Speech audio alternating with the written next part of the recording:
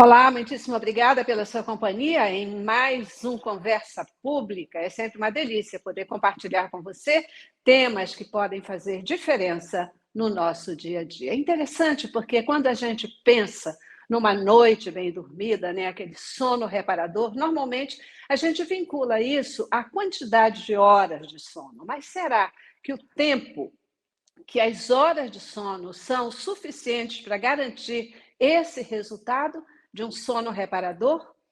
É interessante, mas o sono faz parte de uma rotina saudável. E olha, acredite, ela pode fazer toda a diferença na sua vida se estiver em dia. A primeira razão por que o sono é importante é de domínio público. Na verdade, todo mundo sabe que é durante o descanso que o nosso corpo ele recupera, ele ganha energias para tocar o dia a dia. Mas o outro motivo nem sempre é do conhecimento de todos. É durante esse período de descanso que o nosso corpo faz uma espécie de faxina no nosso organismo, arrumando essa casa e colocando tudo em ordem. Ter a compreensão desse fato é decisivo para que a gente possa melhorar e buscar uma melhor qualidade de vida. Hoje, no Conversa Pública, eu tenho o prazer de receber a doutora Márcia Helena Costa, ela que é médica especialista em endocrinologia e vai nos ajudar a entender um pouco mais sobre o sono e essa qualidade de sono. Muitíssimo obrigada, doutora Márcia, pelo seu tempo e presença aqui com a gente. Oi, Celeste, eu que agradeço, é um imenso prazer participar mais uma vez do Conversa Pública e poder conversar um pouco sobre um assunto tão importante quanto o sono, né? Uhum. E fala então para a gente, doutora Márcia, por que o sono é tão importante? Então, o sono é aquele momento em que o organismo tem não só para descansar, mas para restabelecer muitas funções. E essas funções são desde funções cerebrais, funções reparadoras, função de regulação hormonal. Para você ter uma ideia, o sono é importante, inclusive, para as questões imunológicas, né? Então, dormir bem, como você bem comentou antes, não se refere apenas ao número de horas de sono, mas sim a qualidade do sono. É de fundamental importância para que as funções orgânicas possam se alinhar e funcionar de forma adequada. É o momento de varredura, né, de algumas substâncias que foram produzidas e que precisam ser eliminadas. Ao mesmo tempo, é o momento em que o cérebro se refaz nas suas funções mais fisiológicas, né? Então, ter uma qualidade de sono é importante para a função, desde o ponto de vista imunológico, metabólico, hormonal, né, e cognitivo. Pois é, né? Quer dizer, nesse momento que, no momento do descanso, que na verdade o nosso organismo se organiza para nos trazer qualidade de vida, né? Doutora Márcia, o que é o tão falado ciclo circadiano? Então, o ciclo circadiano é aquela organização de tempo do organismo, e esse ciclo circadiano ele regula a produção de várias substâncias. Então, por exemplo, o ciclo circadiano envolve a produção de hormônios que são fundamentais para o funcionamento do organismo e que tem um horário determinado para serem liberados e para serem depurados.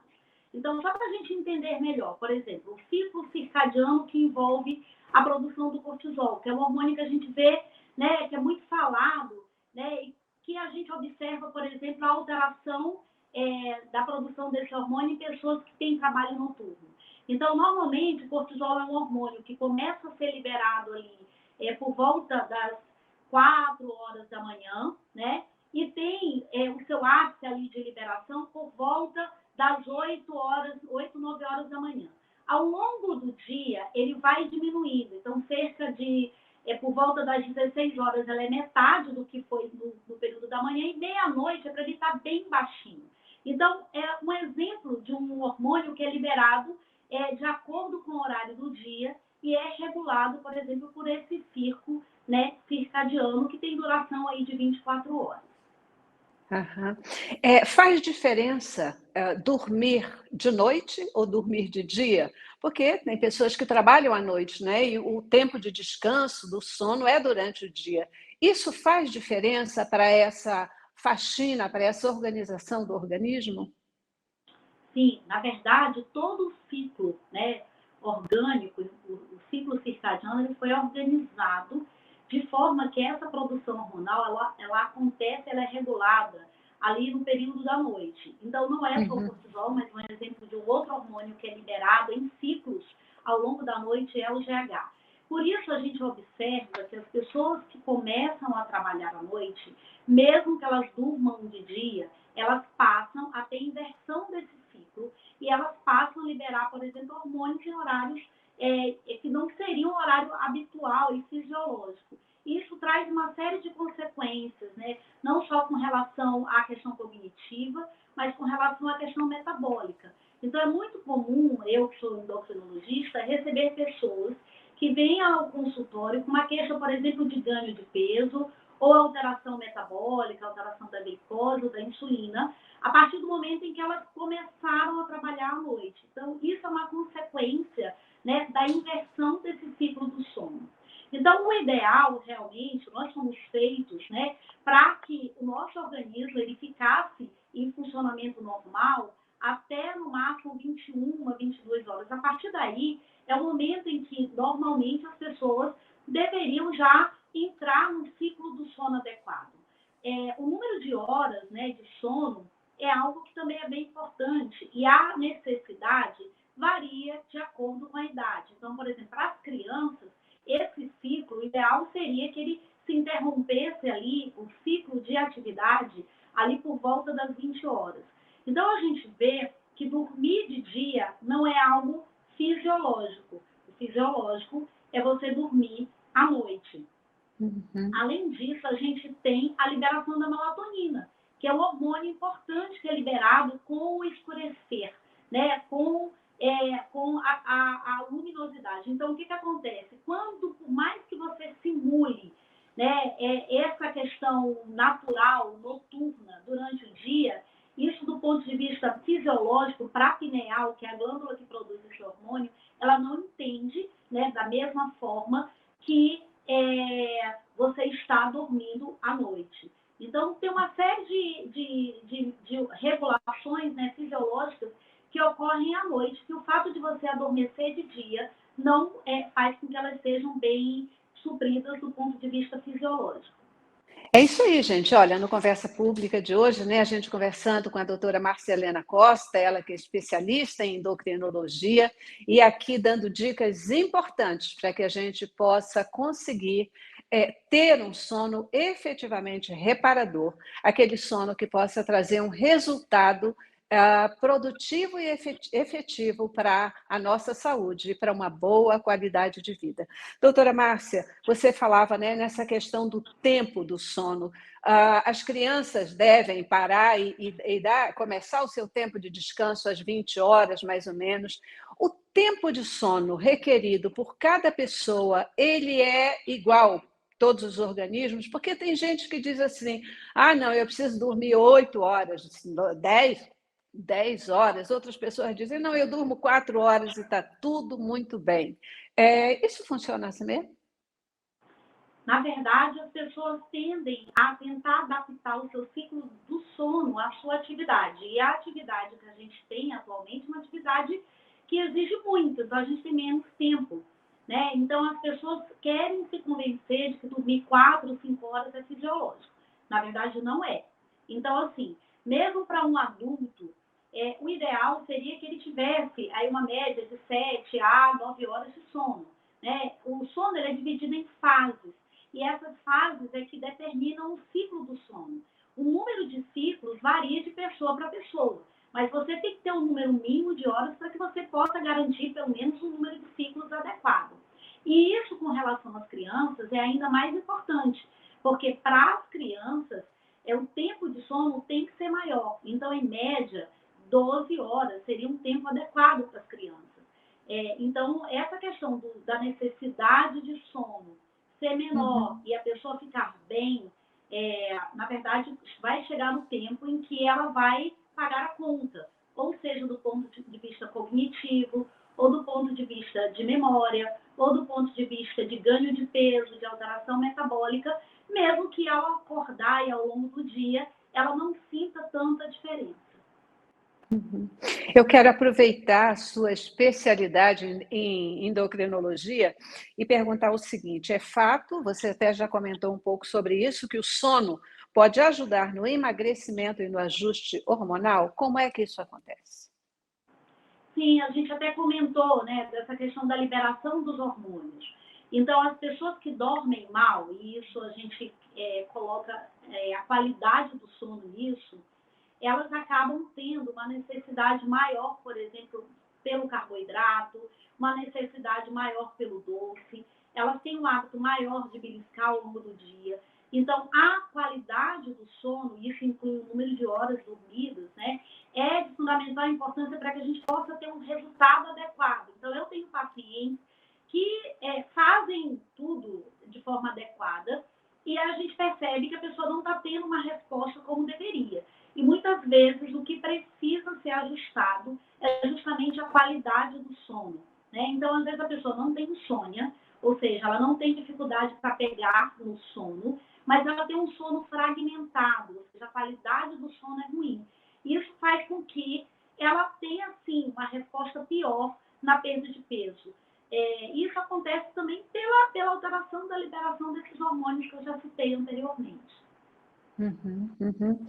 E como que a gente pode, o que a gente deve fazer para conseguir ter uma melhor qualidade de sono? Especialmente quem tem uma rotina muito agitada, quem mora numa cidade grande. Eu estava me preparando para a gente conversar um pouco e estava pensando, né, na vida do campo e na vida da cidade. Como que a vida do campo, muitas vezes, ela nos propicia até essa melhor qualidade, né, pelo sossego, as atividades de você, muitas vezes, andar mais, de você talvez trabalhar com a terra. E quando a gente começa a pensar nas atividades num centro de cidade, numa metrópole, etc., a gente começa a ver que talvez seja mais complexo aqui se ter uma qualidade de sono adequada. Que dicas você dá para que a gente possa ter uma melhor qualidade de sono? Você tocou num ponto bem importante, assim, a vida do campo, ela realmente propicia um ritmo muito mais fisiológico. Então, é aquela história, o homem do campo, ele acorda com as galinhas e dorme com as galinhas. E essa é uma comparação que é muito fisiológica, porque ele dorme cedo e acorda cedo. Então, ele segue o ritmo natural, esse ritmo circadiano, né, que é o nosso ritmo habitual. Na vida da cidade, ou seja, uma vida urbana, a primeira coisa que a gente tem que ter um certo cuidado, as pessoas lembram do sono na hora de dormir. Na verdade, a gente tem que lembrar do sono ao longo do dia e se preparar para isso. Então, a primeira coisa é tentar diminuir a rotina de estresse, né? Ter hábitos saudáveis ao longo do dia. Então, assim, ter uma atividade física, obedecer os horários, né, de refeição, tentar terminar as suas atividades diárias não tão tarde. Então, o ideal seria que a partir das 20 horas, no máximo 21 horas, para um adulto, ele começasse realmente a finalizar a sua atividade laboral. E essa atividade laboral, hoje, ela se estende pelo celular, pelo tablet, pelo computador. Então, o ideal seria que, a partir desse horário, as pessoas não tivessem mais contato com tela. E isso faz parte da higiene do sono. Então, na vida urbana, as pessoas elas têm que cuidar da higiene do sono. E essa higiene, ela se estende ao longo do dia, né? E aí, é importante você ter um horário para finalizar todas as suas tarefas, inclusive o contato, né, através do WhatsApp, através das telas. Então, reduzir o uso de telas, né, no tempo adequado é algo que realmente é importante na vida atual, né, e urbana. Além disso, a pessoa ao longo do dia ela deve evitar bebidas estimulantes, então evitar o café em excesso, né? Então, se você já tem uma dificuldade aí para desligar e já tem um perfil um pouco mais ansioso, o ideal seria que você usasse chás, você usasse técnicas, né, que permitissem a redução do estresse, né, evitar alimentos e bebidas estimulantes. Então, tudo isso faz com que você entre no seu ciclo do sono muito mais preparado e sem tantas interferências. Muito bom. Estamos aqui no Conversa Pública, conversando com a doutora Márcia Helena Costa, especialista em endocrinologia, e ela está nos fazendo entender a importância de um sono reparador para restabelecimento das nossas funções do nosso organismo, né? Durante esse tempo de descanso que o organismo ele vai fazer uma faxina, vai arrumar a casa e nos permitir realmente ter uma vida com maior qualidade. Doutora Márcia, quais são, você já falou sobre algumas delas, mas só para a gente trazer de uma forma mais, talvez um pouco mais sequenciada, quais são as principais doenças decorrentes de um sono sem qualidade, né?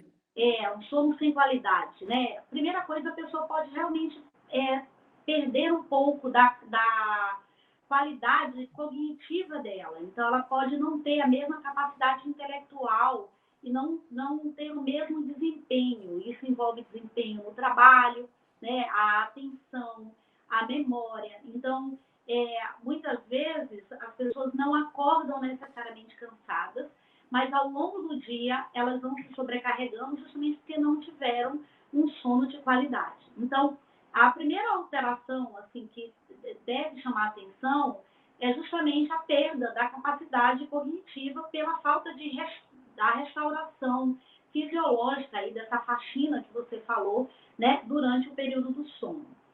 A outra coisa que é bem importante, e aí envolve um pouco a minha especialidade, que é muito comum, são as alterações metabólicas. Então, como eu falei, o sono comprometido faz com que você aumente, por exemplo, a produção de hormônios que diminuem a saciedade, que causam mais fome. Então, a grelina é um hormônio ali do trato gastrointestinal, do estômago, né?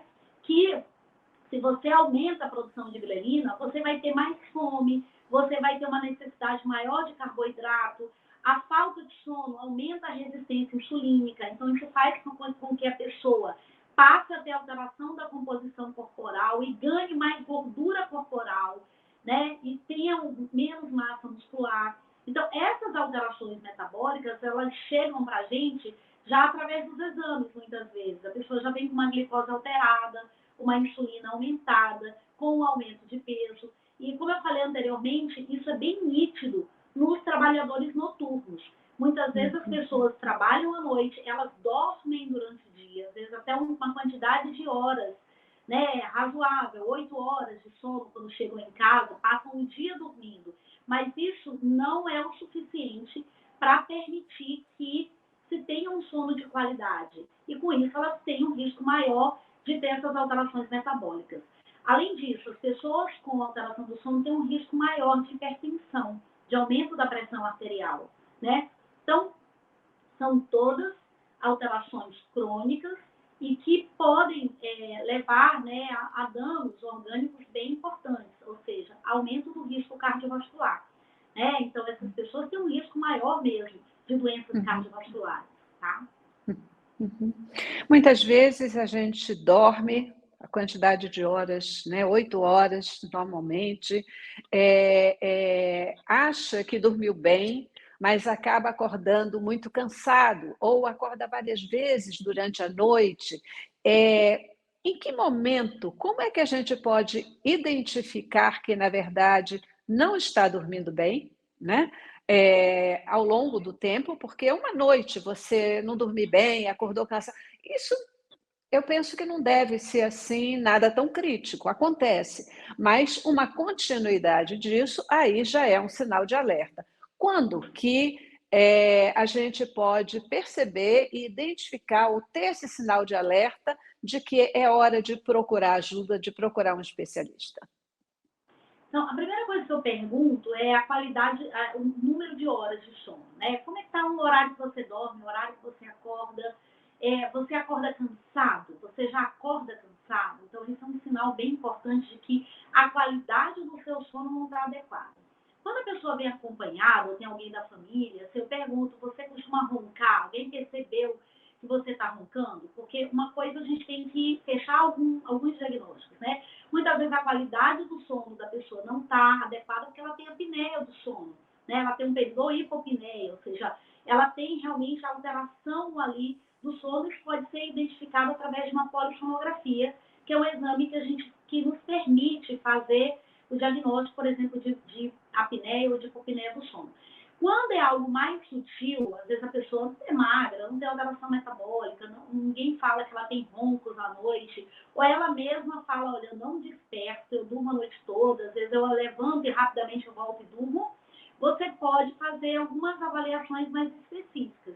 Tem um exame que você pode avaliar o ritmo ali do sono e a fragmentação do sono, que é a actigrafia. Então, tenha metodologias, né? Mas a primeira coisa que a gente tem que fazer bem é uma boa conversa e uma boa anamnese do sono. Muitas vezes a gente já pega ali na conversa alterações que sugerem que a pessoa não tem um sono de qualidade, que ela tenha vários despertares. Então, normalmente as pessoas que demoram muito para dormir, às vezes elas têm um sono mais superficial, elas não aprofundam o sono para todas aquelas fases, né, do sono que são necessárias para que o organismo possa fazer a reparação adequada, né, como você falou, a faxina adequada. Então, às vezes, na anamnese, a gente já pega, não, eu durmo bem, mas você vai dormir que horas? Dormir 1 hora e eu acordo 7, 8 horas da manhã, então o tempo de sono ali já não está adequado, ou o ciclo do sono não está adequado.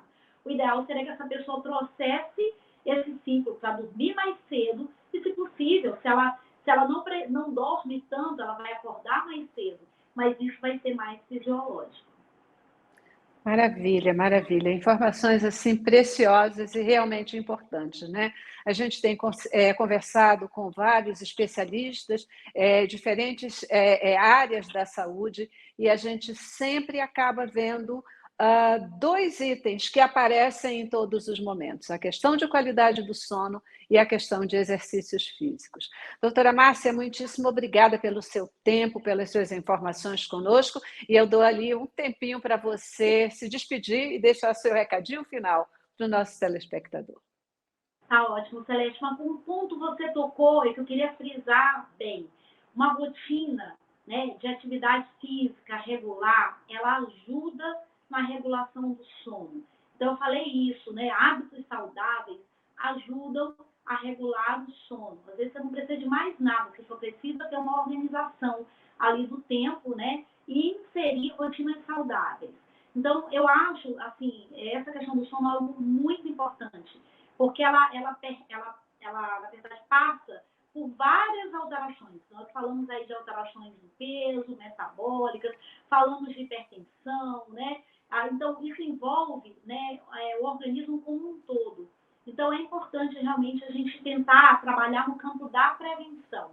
E a melhor forma é você tentar ter uma rotina saudável, tanto de alimentação quanto de atividade física, e tentar fazer a higiene do sono, que é algo que eu acho que a gente precisa muito, né, pelo excesso aí de exposição a estímulos e a telas. Eu queria agradecer muito aí o convite para a gente conversar sobre um assunto assim que é bem, bem importante para o nosso dia a dia e para que a gente possa ter uma vida mais saudável. Muito bacana. Obrigada, Mais uma vez, muito obrigada, prazer. doutora Márcia. Obrigada a você que participou conosco. E olha, presta atenção, não arranja desculpa, né? Porque cuidar da sua saúde passa por uma decisão sua de fazer isso. Você viu que é simples, é só você realmente querer e estabelecer uma rotina de cuidados com você mesmo, tá bom? Muitíssimo obrigada a todos mais uma vez e até a próxima.